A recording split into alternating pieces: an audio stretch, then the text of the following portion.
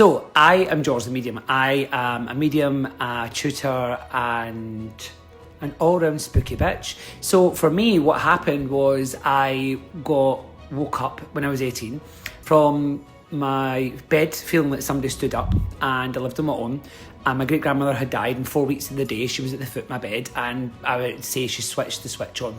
So she turned on the switch for me, that then was the awakening of my spiritual gift, which I then thought I was hearing voices, so I thought I was going crazy. I went to the doctor, they sent me to the psychiatric hospital, all that stuff. So anyway, I ended up discovering being a medium, psychic, as I thought it was called, because I didn't know it was any other difference. I thought everybody was just psychic. Didn't know that there was a difference between psychic and a medium, and that way of working is completely different. So then I went through my journey for 2 years. I kind of worked for free. I didn't charge any money because I wanted to learn my craft. Self-taught. Met someone that really kind of then helped me. She kind of guided me along the right path, Louise. And then I was really quite known for my readings. It was like the old house phone would go, and people would book appointments. It was great.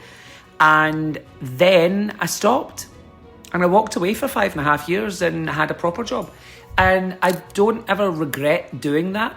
But what I do miss about it all is not keeping a journal on things that happened. That's the part for me that I wish I had wrote down all the things that I learned to develop. Because I used to just sit for the pleasure of connecting with spirit. I would just sit there for hours and the power and the energy of working with spirit for no other reason than to give myself to them in a way that I would be a good receiver of the information. So anyway, this is part 1. So I'm going to do part 2 on the next part of my journey. It might take a few parts. If you're interested, comment part 2 in the comments, if there's a comment box open.